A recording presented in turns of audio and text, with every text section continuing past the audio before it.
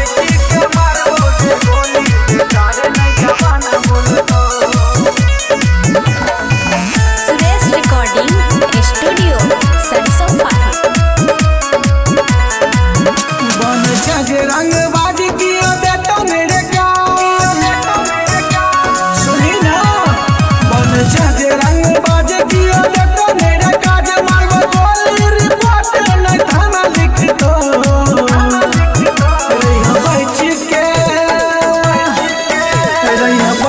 के मारबो जे गोली बेटारे में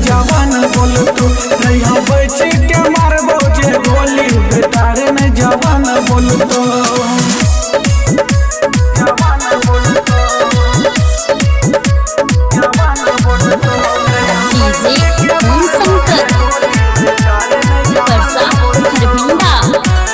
चले छेरे नाम पूरा जाने मधुबनी रे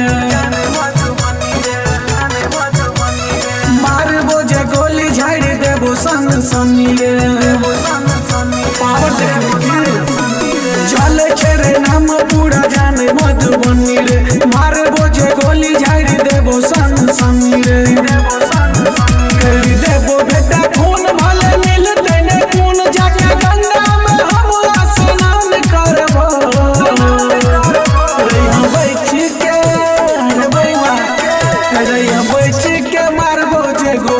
बेटारे में जवान बोलतो रैया बैठ के मारबो जे गोली बेटारे में जवान बोलतो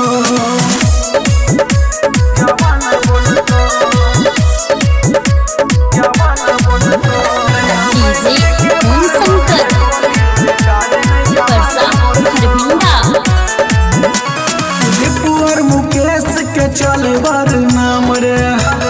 नामे का पीछे बुझली के छोटा मोटा चले न चले बर काम रे और सुने दीपू और मुकेश के चले बर नाम रे छोटा मोटा चले न चले बर काम रे काम छेड़े नरुआर जब मार तो गुआर मारी फटो से कान दोनों सुन कर देतो रैया बैठ के रे बेटा